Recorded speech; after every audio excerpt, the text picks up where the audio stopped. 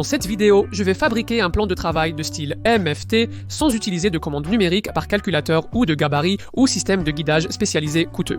J'ai des plans complets et des listes de coupes pour cette table pour compléter cette vidéo et ils sont disponibles gratuitement pour ceux qui soutiennent la chaîne sur Patreon ou moyennant un petit frais dans ma boutique Etsy. Les liens vers ces deux pages sont dans la description ci-dessous. Dans ma vidéo précédente, j'ai fabriqué une base de table en pin récupérée. Maintenant, il est temps de créer le dessus. Je vais utiliser du Medium Density Fiberboard résistant à l'humidité de 18 mm d'épaisseur pour fabriquer le dessus. J'ai choisi résistant à l'humidité juste au cas où il renverserait des liquides sur la table, car je ne voudrais pas que le bois gonfle s'il est mouillé, et j'ai choisi le Medium Density Fiberboard plutôt que le contreplaqué, principalement parce qu'il était moins cher. Le contreplaqué de qualité est très onéreux. Ce panneau de Medium Density Fiberboard coûtait environ un tiers du prix. La toute première chose que j'ai faite a été de vérifier les coins pour le carré en utilisant mon équerre de charpente que je sais précise. Les bords coupés en usine ne sont pas toujours parfaitement carrés, il est donc utile de vérifier pour les projets nécessitant une grande précision. J'ai examiné les 4 coins et indiqué mon préféré. Il semblait carré, donc j'utiliserai ce coin comme référence lorsque je commencerai à marquer les positions. Je veux que mon plateau de table soit de 1800 mm de long sur 800 mm de large et ici, je mesure et marque pour pouvoir le couper à la taille. Je m'assure toujours que mon coin de référence reste sur la feuille. J'ai utilisé ma scie à rail pour éliminer les déchets et j'ai beaucoup vérifié les mesures, car la précision est importante dans cette construction. Après avoir coupé le dessus à la taille, j'ai enlevé la poussière et appliqué une finition. Il semblait judicieux de l'appliquer avant de percer les trous. J'utilise du vernis à base d'eau qui est pratiquement mon choix de finition lorsque je veux quelque chose de résistant. C'est vraiment du bon matériel. Il y a des liens vers mes finitions préférées dans la section Mes outils de la boîte de description ci-dessous si vous êtes intéressé à voir ce que j'utilise. Pendant que la finition sèche, j'ai commencé à créer un gabarit de perçage simple pour m'aider à percer les trous avec précision. Mon gabarit sera fait d'un morceau de Medium Density Fiberboard de 18 mm. Le matériau que j'utilise a un plaquage, mais je l'utilise car c'est ce que j'avais sous la main. J'ai commencé par le déchirer exactement à 200 mm de largeur à la scie circulaire. Et avant de faire cette coupe, j'ai fait une coupe d'essai sur une autre pièce, juste pour vérifier que ma scie circulaire coupait avec précision, car il était vraiment important qu'elle mesure exactement 200 mm, et après avoir fait la coupe, je la vérifie avec un mètre ruban en qui j'ai confiance pour la précision. Ensuite, j'ai pu le couper à la longueur et j'ai fait mon 800 mm de longueur, ce qui correspond à la largeur de mon plateau de table. J'ai fait cette coupe en utilisant ma scie à rail avec mon équerre de vitesse guidant la coupe. Et encore une fois, c'est une équerre de vitesse que je sais, précise et carrée, de manière fiable. Vous vous demandez peut-être comment je sais que mes carrés sont carrés. Il y a une façon vraiment facile de vérifier cela. Tout ce dont vous avez besoin est un morceau de bois de récupération avec un bord parfaitement droit dessus.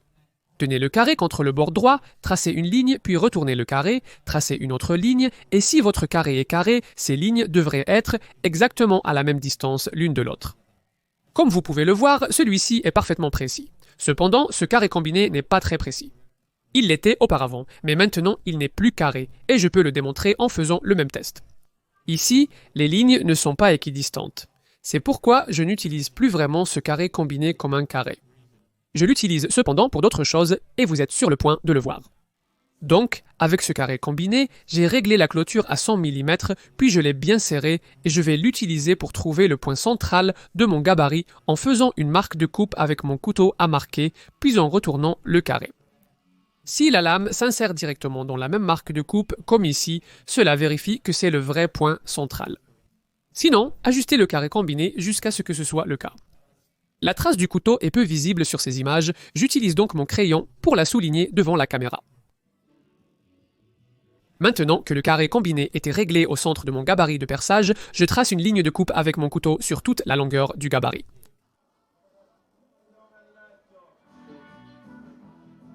Ensuite, je présente ma règle en acier à fleur de l'extrémité du gabarit et je fais des marques de couteau le long de cette ligne centrale tous les 100 mm, en m'assurant de nouveau d'être le plus précis possible. C'est une bonne idée de serrer la règle pour qu'elle ne bouge pas, mais je ne me suis pas donné la peine. J'ai juste été très prudent, donc je vais utiliser un espacement de 100 mm. Du centre à centre entre les trous sur mon dessus, de style MFT qui est légèrement différent de l'espacement utilisé dans les dessus MFT par Festool. Je comprends qu'ils sont à un espacement de 96 mm du centre à centre. Mais j'ai fait un peu de recherche à ce sujet et je ne trouve pas qu'il y ait de raison convaincante d'utiliser un espacement de 96 mm. Tous les accessoires MFT dont je suis au courant fonctionneront sur un espacement de 100 mm. C'est donc ce que j'ai décidé d'utiliser pour garder les choses simples et claires. C'est beaucoup plus facile d'utiliser 100 mm parce que à moins de maths impliquées. Et B, il est plus facile de lire les marquages incrémentaux de 100 mm sur la plupart des mètres à ruban et des règles.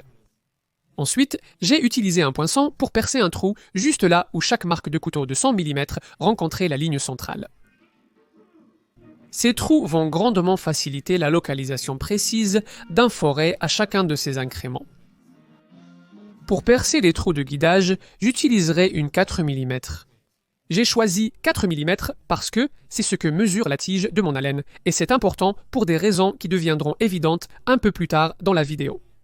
Je l'ai rangé dans ma perceuse à colonne et c'est la première fois que j'utilise la perceuse à colonne depuis que j'ai déménagé mon atelier, récemment. Donc je voulais m'assurer que la table était carrée par rapport au foret au cas où elle aurait été déplacée lors du déménagement et effectivement elle était déformée comme vous pouvez le voir sur ces images. J'ai donc desserré le boulon de la table, les remises d'aplomb et les resserré et ensuite elle avait l'air beaucoup mieux. J'ai donc percé tous les trous en veillant à positionner le point de brade dans les trous faits par la laine pour qu'ils soient précis. Le gabarit de perçage était maintenant prêt à l'emploi, mais avant de percer les trous, j'ai égrené la première couche de vernis sur le dessus avec du papier abrasif à 400 grains. J'ai enlevé la poussière et appliqué une deuxième couche de vernis pour bien sceller le tout.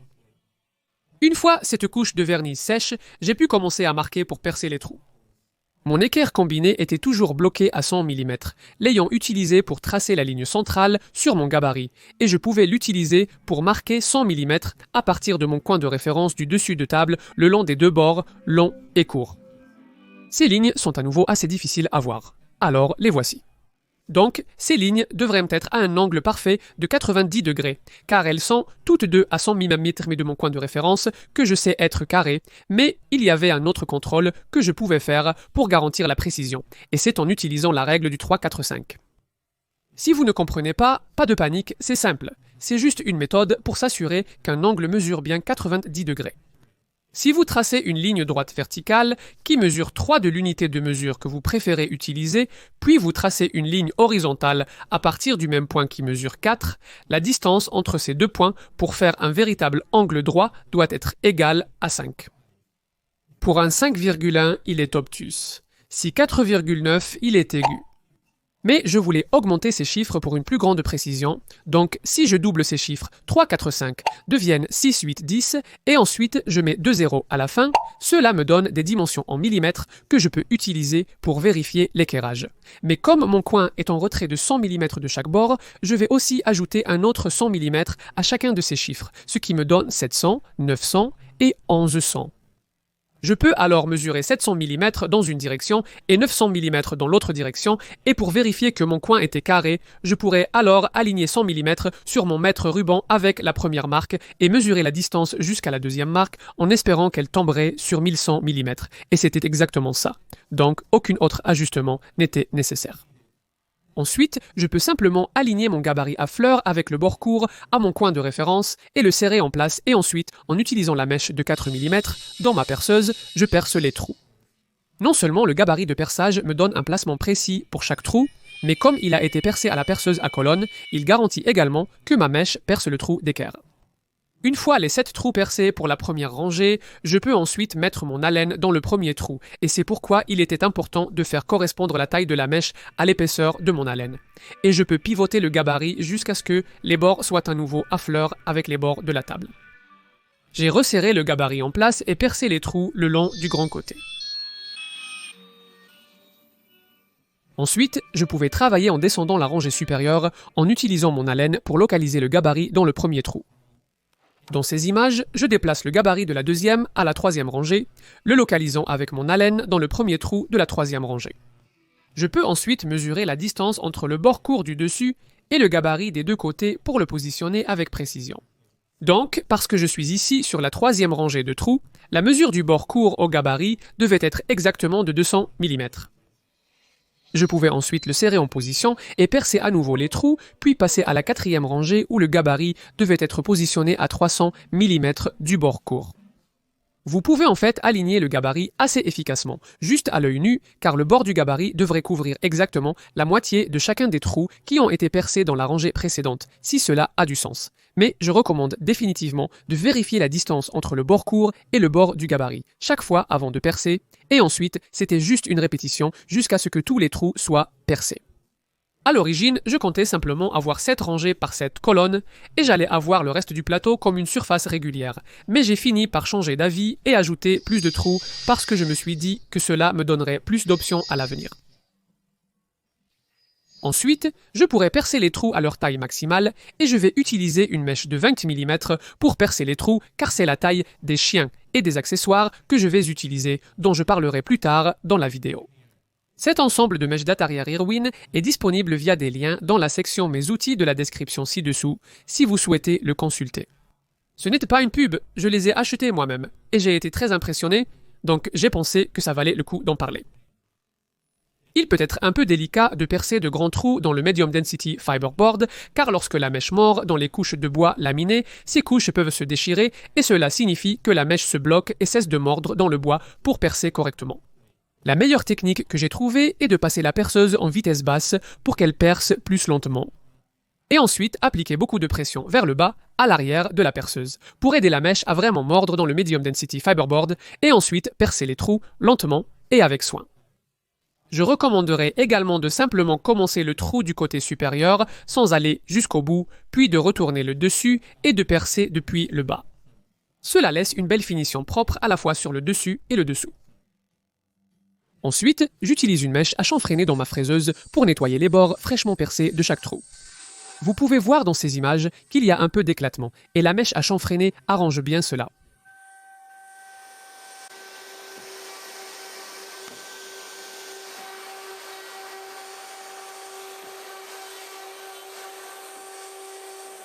Les bords de la table en Medium Density Fiberboard ne sont pas très résistants, donc pour la rendre plus durable, je vais ajouter une garniture en bois dur, et j'ai quelques pièces de baguette en acajou de 18 mm. Cependant, comme vous pouvez le constater, ce que j'ai n'est pas très droit.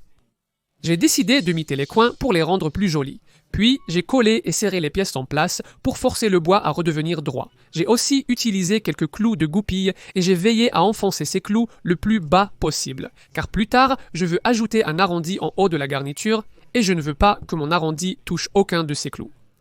Les pièces que j'avais n'étaient pas assez longues pour faire les longs bords du dessus de la table, alors j'ai aussi mité quelques joints. C'est simplement un moyen plus agréable d'assembler des pièces trop courtes. Ça semble bien plus plaisant qu'un joint bout à bout.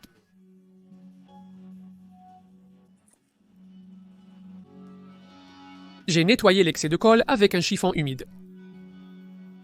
Je m'attendais à devoir passer du temps à niveler le cadre de l'étagère supérieure avant d'ajouter le dessus MFT, mais comme je l'ai assemblé sur un sol plat, il avait en fait l'air plutôt bien lorsque je le regardais dans la longueur. J'ai cependant enlevé quelques points hauts à l'aide d'un rabot à main, juste pour m'assurer que le dessus était bien à plat sur le cadre. J'ai aussi adouci les bords coupants du cadre avec un rabot pour prévenir de futures fissures. Pour fixer le dessus, j'utiliserai des trous de poche sans gabarit. Je commence simplement avec le forêt, puis je l'incline lentement et termine les trous.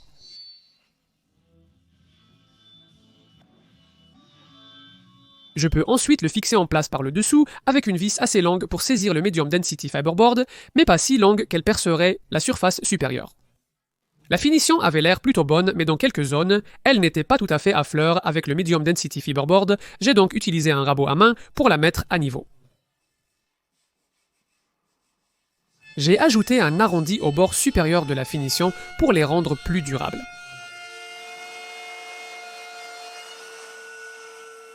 Je veux maintenant parler d'une erreur que j'ai faite. Lorsque j'ai conçu cette table dans SketchUp, je me suis assuré que le cadre en bois était bien dégagé des trous dans le dessus du MFT, à la fois au coin où se trouvaient les pieds et au support. Mais quand j'ai construit la table, j'ai complètement oublié de positionner les pièces de renfort selon les dimensions sur le dessin, les espaçant plutôt uniformément sans réfléchir correctement. Donc c'était stupide. Cela signifiait que lorsque j'ai ajusté le dessus, certains des trous étaient juste au-dessus des supports, donc j'avais deux options. Je pouvais soit essayer de retirer, puis de déplacer ces pièces de renfort en retirant les vis et en les frappant avec un marteau pour essayer de briser les joints de colle, soit je pouvais simplement percer les trous à travers le bois à la place, et j'ai opté pour la dernière option. Je ne suis pas tout à fait sûr pour le moment si cela va convenir avec les accessoires que j'utiliserai à l'avenir, donc je pourrais finir par retirer et réinstaller les pièces de renfort en fonction des dimensions de mon dessin original. Mais, à ce stade, je n'ai jamais même utilisé une table MFT, donc je vais lui donner un peu de temps et voir comment ça se passe. Enfin, je veux parler brièvement des accessoires MFT que je prévois d'utiliser à l'avenir, et les voici. Tous ces articles proviennent de benchdogs.co.uk, une entreprise basée au Royaume-Uni qui conçoit et fabrique ces produits. J'ai découvert leur existence grâce à une vidéo des 10 minutes de l'atelier de Peter Millard et une vidéo sur la chaîne Bish Bash Bosh, dont je mettrai les liens ci-dessous. Vous devriez absolument consulter ces deux chaînes si vous ne les connaissez pas déjà. Ces deux gars sont des utilisateurs MFT expérimentés, contrairement à moi qui suis vraiment un débutant. Quoi qu'il en soit, ces accessoires pour chiens et clôtures sont de qualité à un prix raisonnable. Ici, j'ai une clôture d'1 mètre avec des butées à drapeau basculantes pour des coupes précises et répétables. Et si mon dessus est vraiment précis, ce qui devrait être le cas, je devrais maintenant pouvoir positionner cela n'importe où sur le dessus et cela semble fonctionner, ce qui est agréable.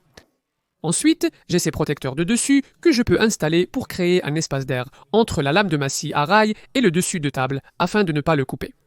Et des chiens de différentes tailles, et ceux-ci viennent aussi avec des colliers, et ceux-ci sont présentés dans les vidéos mentionnées plus tôt par Peter et Bish Bash Bosh. Ceux-ci vont être vraiment pratiques, et j'ai aussi des chiens de rails de guidage qui se glissent dans les rails de guidage de la scie à rail. J'utiliserai surtout le dessus MFT pour découper rapidement et précisément des matériaux en feuilles à angle droit et à 45 degrés. Je dois encore découvrir toutes les possibilités d'une table MFT, il y en a sûrement beaucoup que j'ignore. Si vous utilisez une MFT et avez des liens YouTube pour m'aider à me former, partagez-les. Ce dessus de MFT sera plus précis que nécessaire pour moi, certainement dans mes tolérances. J'espère que cette vidéo vous a plu. J'espère que vous avez apprécié. Abonnez-vous pour plus de vidéos de menuiserie chaque semaine. Si vous souhaitez recevoir un accès anticipé à mes vidéos, du contenu exclusif, des plans gratuits et des listes de coupes et un crédit de nom à la fin de mes vidéos, vous pouvez aider à soutenir la chaîne sur Patreon. Lien dans la description ci-dessous. Merci d'avoir regardé.